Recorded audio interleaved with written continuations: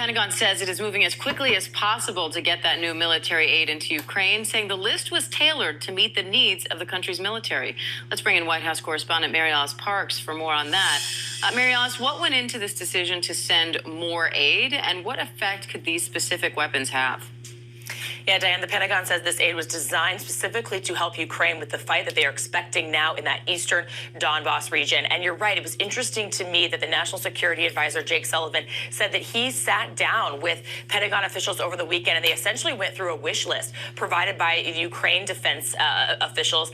They tried to make sure that they were supplying Ukraine with exactly what they need and what they are asking for. And just yesterday, we know the Pentagon officials also met with defense industry leaders to talk to them here stateside about what they can do to accelerate production and make sure that they are backfilling the United States with any military equipment that our own military needs.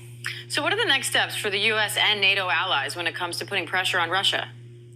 Yeah, well, first, we know the U.S. is going to move, like you said, very quickly to try to get this aid to Ukraine. It's just unbelievable numbers. This latest amount of aid bringing the total of this just really sticks out to me, to nearly $2 billion in U.S. military aid to Ukraine this year alone. So I think the next big push is just trying to get this aid to them quickly. Yesterday, we heard Pentagon spokesperson John Kirby say that they know time is not on their side, that they have to move fast. But we're going to continue to see other sanctions probably in the next few days and weeks. But I'm really going to be looking for any additional information or intelligence that NATO allies, that the U.S. government starts to reveal about whether or not they do think that they have a legal case to bring about whether Russia has committed war crimes or genocide. Clearly, international investigators really stepping up their work on both those two fronts. And meanwhile, here in the U.S., Texas Governor Greg Abbott is walking back an order for state troopers to stop and inspect all commercial vehicles coming into the U.S. from Mexico. What's the latest on that?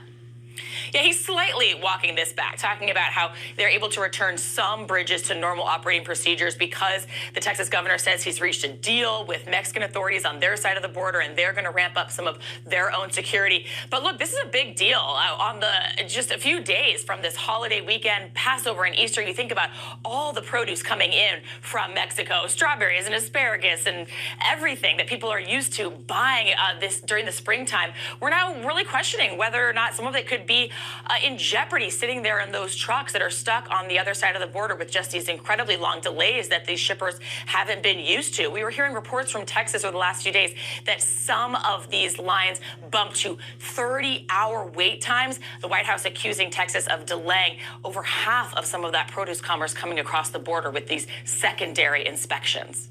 All right, Mary Alice Parks, White House correspondent, thank you.